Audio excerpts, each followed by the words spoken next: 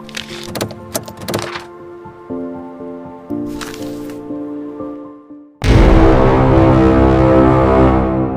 any regrets, sir? No. Regret of what? Either whatever you've done in the past or for not No. facing the arrest? I have no regret of what I have done because what I did was for the good of the people. Diba? Why should I regret? Diba? On the case filed against me, well, natural lang naman din sa kanila na filean ako dahil nakita nila siguro, modesty aside, baka nasa isip nila masyado akong successful sa campaign ko. So, they have to put me down. They have to put a stop. And added to that, they have to show na wala nang makakagawa ng nagawa ako sa kanila. So, they really have to take me out. Na, if not, offense. Last question. Nagbabalak pa rin ba kayo sa ganitong kalagayan po ninyo? Next election, parang imposible yun. In the future, kung may opportunity, I will because public service kasi, kung nasanay ka na, you want to continuously serve. Lalo na maraming umaasa din sa atin. Okay. Doon sa kaso, hindi ako mag-ano ng konting details. But, ang sa akin lang, tama yung sinabi ni attorney na mabigyan ng, kung patas lang sana yung korte, I'm just very willing to face them in court. Ang ano ko lang kasi, kaya isa sa dahilan nagtago ako, kasi may suspicion ako na there's something wrong in the case. Kasi ang pinahil sa akin ng kaso ng militante at saka ng pamilya ng nawala, there were 9. But yung lead accusation doon, parang pinakamaano doon is abduction and illegal detention. Bailable yun. So, inaasahan ko na yun ang mag-prosper. Pero nung na-file kasi sa court, iba. Kidnapping and illegal detention. Kaya medyo ako nag-worry ako. Ba't ganun? Hindi namin naharap yun. Hindi namin nasagot yun. So, yun ang worry ko. Now, isa pa, yung campaign sa akin ng mga kaliwa, matagal na yan. So, gusto na talaga akong ma-down. But, yung palagi nang sinasabi to gain sympathy sa tao na ito yung mga UP students. They are not UP students. Yun lang i-repeat. Hindi sila UP students. They were students. But I got a certification na 3 and 5 years ago na silang wala sa school. So, they were not students. They were students, but at the time ng incident nangyari, di na sila estudyante. Yun lang naman. Yun lang. Ito po katanungan, sir. Sino po bang nagpakulong sa inyo? Well, actually, initiative ng NDF to. It has been a long, sa kanila, campaign nila against me. Since nakilala nila ako, I think, sa Bulacan Mayos Battalion Commander. NDF, National Democratic Front. Yes, so, yung... Front po ng mga CPP, NPA ito. Front of the CPP, NPA, Okay po. NDF. So, ang umpisa doon, in Mindoro, tumindi ng brigade commander na ako. I was neutralizing them in Mindoro. Na-clear naman natin ng Bagya, but hindi ako nagtagal doon because of their move pa rin na maalis ako doon. Opo. So, hanggang nag-division commander ako. Even in Iraq, hinabol nila ako doon. Sa Iraq? Yes, so sa Iraq. Kasi I was commanding a humanitarian contingent in Iraq, Philippine contingent in Iraq. Hinabol nila ko because they were anti-American. We were working with the Americans as part of the Allied Force in Iraq. So, naibalik ako dito prematurely because of their campaign, which happened nung si De La Cruz ay na-hostage. One De La Cruz na driver sa Iraq. So, na-hostage yun. Then, lumabas na akong commander doon, nalaman nila, nag-rally-rally sila. So, I was brought back dito. Nag-withdraw tayo ng contingent natin doon at that time. So, nag-division commander naman ako and nandun pa rin, we were confronting them in Samar. So, I was only 6 months doon because it was time naman of the president then GMA na mayroong impeachment nung araw.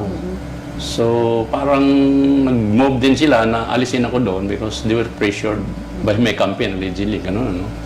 And then, with that, the president was also pressured dahil to be impeached siya at the time. So dalawang congressmen doon ang demand na palisan ako doon. Because these congressmen work with the NDF. Party list po ba ito? No, real district congressmen who were their allies in that area. Kasi malakas ang bayan muna doon. Anak Pawis, Alay nila. yun ang mga allies nila doon. They won by their support. So, sinamantala nila yun. So, naalis ako, napunta akong Central Luzon where I had also an intense campaign na doon naman nila ako na this case was occurred in that incident in Bulacan. I was the commanding general. So allegedly may dalawang estudyante doon ng UP who are not students, who were not student anymore kasi they have been out of UP for 5 or 3 years. Dalawa yun eh. Isa 3 years, isa 5 years. So they were actually top-ranking NPA commanders, itong babaeng dalawa. Commanders na po sila. Pero pinalalabas sa media, mga UP students. Pero commander na po. Oo, na-commander na yun. Ano po ba ibig sabihin pag commander na ang isang NPA? It depends kasi katulad ng babae noon, they were, I think, yung isa was commanding a district. Depende sa unit nila. Unit nila may platoon, guerrilla. So they're commanding platoon. Pero mayroon silang committee. Yung committee naman, namamahala yun sa more of Pero very sila, kasama rin sila sa armado. But they also appear sometimes as normal na na NDF worker. Okay po. Like nakikipag-merge sila sa karapatan, sa Pero itong dalawang babae na to, they have been out of public kasi na ito eh. Yung sa research ko to, nag-underground na talaga itong dalawa. And they were identified with by the people in that area as armed elements. So, yun ang findings ko after nung na yung incident na yun. So, medyo nag-research na kami sa mga nila, yung intelligence natin. So, that was the information. And they were really with the NPA. Yun ang doon. But, since allegedly they were kidnapped by our troops, na kinasuhan nila ako without even a single evidence. Walang real hard fact, turo-turo lang. Yan, yan, General Palparan, kasama, nakita ko yan. Ganun lang eh. Hearsay nga lang eh. That's why I was griping in this, the decision of the judge at the time kasi masyadong bias. It was, hindi nga ako nag-worry. I faced them initial at DOJ. At DOJ at that time actually, under De Lima na. Si De Lima po. Yes. And De Lima was already anti-Palparan already at the time perhaps because she was the, CHR commissioner. At itong mga ito, lumalapit sa kanya. Doon sa CHR. And then nagkaroon din kami ng kunting conflict with the CHR that time, with De Lima specifically. Kasi nag-investigate sila regarding PhilAm allegedly working here and doing studies. Pero we found mayroon kaming ito pa lang ito. She was alleging that woman, I think Melissa Rojas, I remember, ina-allege siya na kinidnap din siya ng military. I was not the commander anymore. I was in Congress. I was once a congressman for a short time, period. So, nandun na ako, nagkaroon ng incident naman doon sa pinanggalingan kong division sa 7th Infantry Division. So, nung lumabas yun, in mid-year for 2 weeks na, for 1 week ata, so these people from 7th Division nag-consult sa akin, paano ba namin i-handle itong media? At that time, kami, sila sabi nila, tinitira na kami dito. Sabi ko, i-open lang nyo yung gates nyo, entertainin lang yung media, then answer the question as much as possible. Truthfully, possible. Ginawa naman nila, pero hindi rin hanggang may sumulat sa amin na giving us facts and picture and videos of this Melissa Rojas with the NPA. Handling guns, sa bundok, nagtitraining siya. So we showed it in media, in public. Nagalit si De Lima, pinatawag kami. Kasi daw we are parang minamadil namin yung investigation niya. So doon kami nagkaroon ng conflict. At also, may nagtanong kasi, I think kasama ko if you know Jun Alcover. Jun Alcover is anti-communist campaigner also. He was former NPA. he was at that time also a congressman ng ANAD party list. Siyang tanong kay De Lima in front of media, nandun yung Madam Chair, may we know how are you related to Juliet De Lima, the wife of Juma Sison?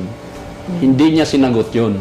Ang sabi niya, are you trying to question my credibility as CHR? Ganun na. Parang siya. Trigger. Oo, nagalit siya, in other words, no? So, hindi niya sinagot, sabi niya, I'll answer that question in proper forum, sabi niya. Sabi ko, what forum? Sabi ko nga, nandito tinatanong ka, di sabihin mo kung anong totoo. So, ganun ang galit niya sa amin siguro, parang kinahiya namin siya. But we're just asking her real relation with the chairman of the Communist Party, which was important to us because opposite to us at that time were their group, the CPL, Ocampo was there, and other personalities of the CPP, Sator Ocampo and others, nandun sila, ayaw ko, nandun si Teddy Casino ata. And at that incident, suddenly, one guy jumped out of the room of De Lima, from her room, kasi yung hold on where she was presiding, adjacent yan, room niya. Doon lumabas yung isang lalaki na hawak-hawak yung, I don't know kung buti yon, gusto akong pukpukin. Yung pala, it turned out, yung bata na yon or guider was the witness of the alleged 2 students. Na itong 2 dropouts, I would say. Siya pala yung witness na allegedly nakita niya ako. Sabi niya. So galit na galit siya daw na doon. Muntik ako mapukpok. Buti na lang may mga security doon na inattack niya ako, in other words. And De Lima went into his defense na do not touch this boy. Huwag lang gagalaw kasi yung security namin. So that was our with De Lima. So umupo siya sa Justice Department, DOJ, that's the time na nabuhay yung kaso. So with her, I think, yung kanyang with the left, nagamit dito. And then deposed for my case against us. Pumunta sa kanya itong mga na ito, ni-revive talaga nila. Pinail nila yung case. And then, ang masama dito, while nagkaroon kami ng hearing, I was attending them knowing na wala naman talaga kung dito, kundi hearsay lang.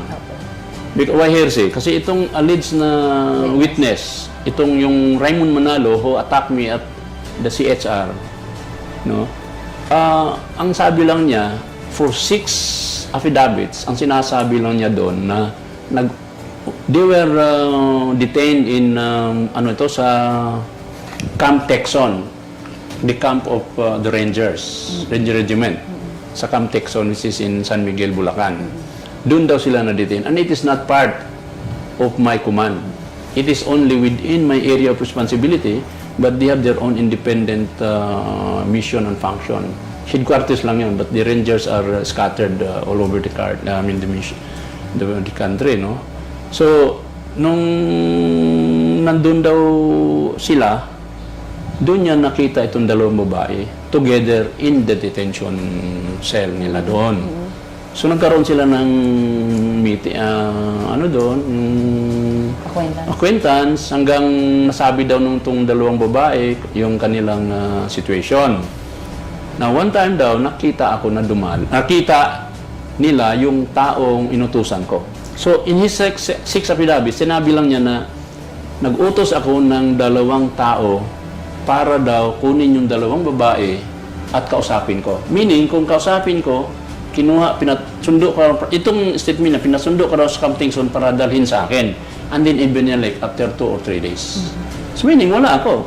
Bakit mo susunduin yun doon kung nandun din lang ako? So, pinasundo ko daw yung 2 babae para kausapin ko somewhere else na nandun ako. So, yan ang statement niya, 6 affidavits yan. Actually, 3 yung ganito yung statement. Yung other 3 affidavits niya, walang sinabi tungkol sa akin at sa kanito ng babae. Pero itong 3 affidavits, yun ang sinabi nila.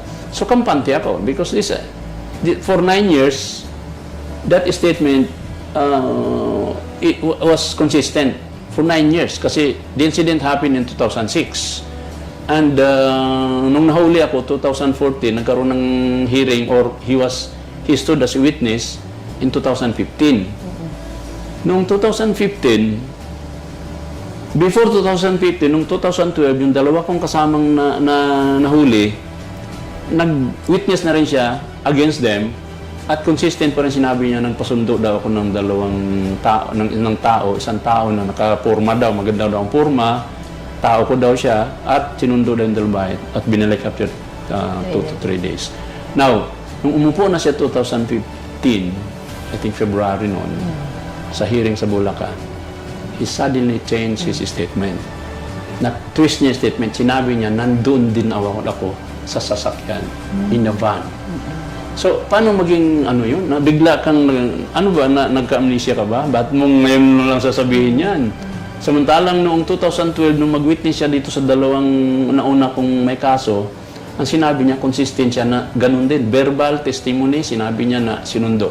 Tapos ngayon, na ako na yung kaharap, ako na yung linilitis, sasabihin mo nang nakita daw niya ako in the van. So, yun lang yung basis ng judge to judge me as guilty. That's the only wala nang iba. Walang solid evidence. Walang solid evidence. Mayroon bang picture, Hearsay. mayroon bang audio, tape recorder, mayroon bang mga materials na nakuha siya from these women. Tapos isa lang po ang nagsasabi. Siya lang Isa lang ang nagsasabi. witness. Siya lang talaga nagsasabi na ganun daw. So nakita din daw na ako. But look nung sinabi niya nakita ako, on the first day na sinabi niya, bumaba daw ako sa van na sinakyan ko, van na puti.